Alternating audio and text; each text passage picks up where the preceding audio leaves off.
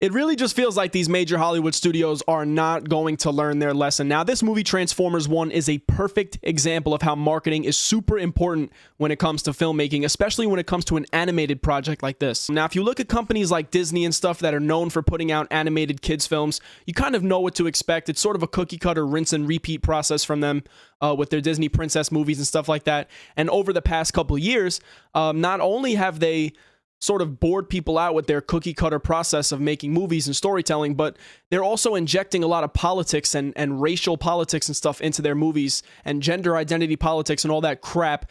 And it's kind of pissing a lot of people off. Now, I'm not here to tell you what to believe in, okay? But these things do not belong in kids' movies or animated movies that are just trying to tell good stories and teach lessons. And in the case of Disney, yet again with films like Snow White, you know, you've got people boycotting the film basically since it was announced because of the bad publicity and the bad marketing. Now, in the case of Transformers 1, we kind of had the opposite effect going on. The marketing was really poor and crappy in the sense that they kind of just made it feel like it was going to be another generic animated kids film that was really nothing to write home about.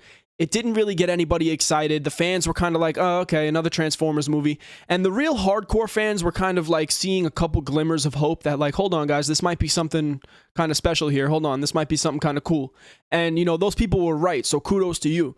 But if you haven't seen the movie yet, I mean, it's freaking spectacular. It's fantastic, but you wouldn't know that based on, you know, the initial trailer and the announcements and the whole Instagram page that they set up for Transformers 1. They've been doing tons of marketing between the, you know, the Instagram pages and the trailers coming out and all the things like that. Facebook, Instagram, TikTok. Keegan-Michael Key's been everywhere. Chris Hemsworth and Scarlett Johansson have been on camera and doing interviews all over the place, left and right, trying to promote this movie. And it's kind of irritating because every time they get on camera, they kind of just demonstrate the fact that they really don't know that much about the franchise other than like the key points that they've been given for the overall plot line. Except for Keegan-Michael Key, he actually seems to know a bit about the, you know, the G1 Transformers and everything like that, which is cool. I'm such a big fan of the Transformers world. I have been since I was 13 years old. And in trailers like this one especially, there's just way too much emphasis on the star power of the cast and the humor of the movie rather than focusing on the beautiful story that they've put together and all the fan service that the fans are really going to appreciate and, you know, tell their friends about. Get those original Michael Bay Transformers fans in the seats for something that's animated and something that they typically wouldn't consider going to. I just don't feel like they realize how insanely good of a movie they have here. Like, you know what I mean? This is something really special with the character designs, with the attention to detail. I mean, the actors are one thing. You can tell the writers and the producers and the directors of this movie were people that really appreciate Transformers and they appreciate the franchise, and they're trying to serve the fans, you know, something that we're going to really appreciate too. So all those things were great, but then, you know, you have this movie not performing well in the box office and potentially failing in terms of actually making a profit for Hasbro and the companies behind this film, which is a goddamn shame because like this movie was so great. I feel like all kids would enjoy this movie. All the Transformers G1 fans would enjoy this movie. All of the Michael Bay Transformers fans would enjoy this movie. But when you don't pour your hundreds of thousands of marketing dollars into actual like building anticipation and teasing the aspects of the story that you know people are going to get excited about, make some of the key character designs and moments the highlights of the trailers, and don't just show so many goofy Bumblebee moments where it sort of feels like it's just going to be this joke of a kid's movie that none of the serious fans are really going to care about. I can't wait to tell you everything. Okay, stop. Why is he gagged? He wouldn't stop talking. But at the end of the day, that ended up not being true at all.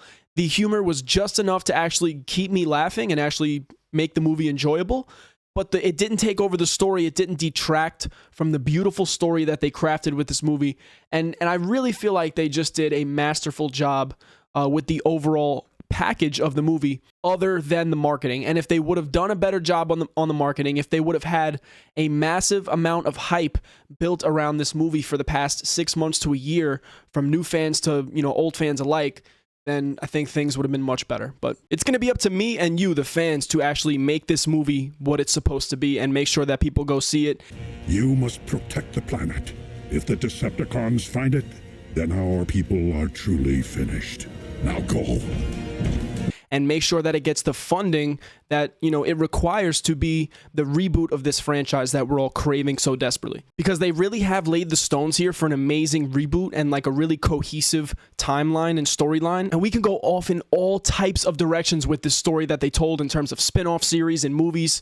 You know, do a prequel series with the Seekers and stuff like that, and the High Guard and how they originated. We can go into Sentinel Prime's upbringing, his rise to power, everything like that, of course, and then that can all be before Transformers 1. And then, of course, we can get a sequel to Transformers 1, possibly a full trilogy. I mean, I can imagine open world video games, the whole 9 yards, but you guys, we need to spread the word and make sure that people go see this movie, because every time I've gone to see it, the theater's been basically empty, and it's really a shame. So let's try to get the attention of Hasbro and Transformers, and let's try to get the attention of the public with this movie, and make sure that, you know, it stays in theaters and people actually get to go see it and appreciate, you know, the story that's being told here, because this truly has the potential to bring Transformers back to its former glory.